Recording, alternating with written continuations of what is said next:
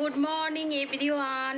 তোমরা সবাই কেমন আছো? আশা করি সবাই খুব ভালো আছো। আমিও খুব ভালো আছি। আজকে যেহেতু রবিবার, তাই ভালো থাকারই কথা। তো কতটা ভালো থাকি, কতটা ভালো আছি তোমাদের সেটা শেয়ার করব। আর সবাইকে জানাই একটা সুন্দর মিষ্টি সকালের শুভেচ্ছা ভালোবাসা নিয়ে আমার ব্লগ শুরু করছি।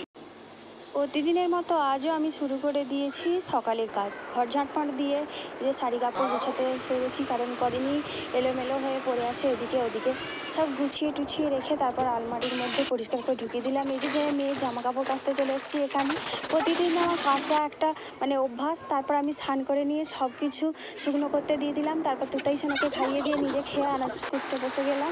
আর এই যে হাজব্যান্ড একটা বড় মাছ নিয়ে এসেছিলো, সেটাও কাটতে শুরু করে দিলাম, কারণ শাশুড়ি মা এত বড় মাছ কাটতে ভয় পায়। তো যাই হোক, বাড়ির বউ সব কিছুই মেনে নিতে হয়। তো এইদিকে ভাত বসিয়ে দিচ্ছি, এই যে পটল ভাজা, বেগুন ভাজা, এই যে মাছ। আর এখানে আজকে যেহেতু সানডে বার, তাই খাসির মাংস নিয়ে এসেছিলো রান্না করতে হবে। এই যে এখানে আমি রান্না বসিয়ে দিয়েছি, বেগুন ভাজা করছি।